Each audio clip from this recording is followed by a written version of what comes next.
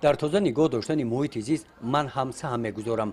با همین عنوان در ناحیه به نام میر سعید علی همدانی برشیده به روز 5 ایون روز عمومی جهانی محیط زیست با ابتکار بخش حفظ محیط زیست همایش‌های ایدانه برگزار گردیدند.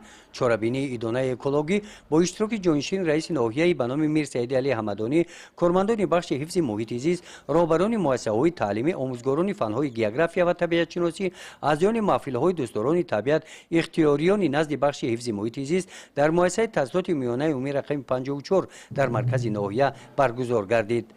نمایش نمادهای گوناگون گلها، مسئول کارهای طبیعت دوستان ناحیه، آرایش گلهای موسمی، انعکاس زیبایی طبیعت و محافظت آن، طریق کشیدن رسم بهترین و در این موضوع نوشتن انشای بهترین طور اطلاع دادن توجه نورسان و جوانان را برای اشتراک در این چاره‌بینی جلب نمود.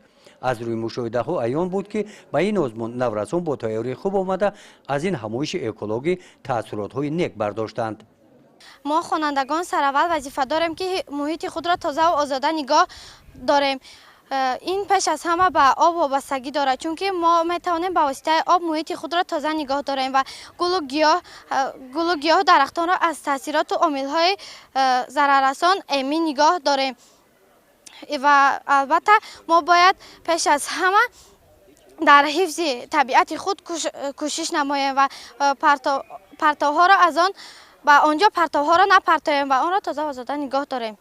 در قسمت رسمی چاره‌بینی سردار بخش حفظ محیط زیست ناحیه به نام میر سعید علی همدانی از نورسان دعوت به عمل آوردند که طبیعت را دوست دارند، تازگی محیط را رعایت نموده، پرتوها را هر کجا نپرداخته بلکه در جایهای معین گردیده پرتویند، درختان را محافظت نموده دوستی پرنده ها باشند.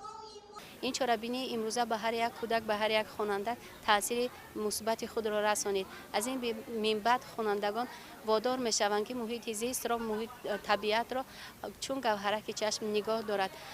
ما کوشش میکنیم که چنین معرکه ها، چنین چاره‌بینی ها را زیادتر نماییم تا معرفت اکولوژی خوانندگان را بلند برداریم.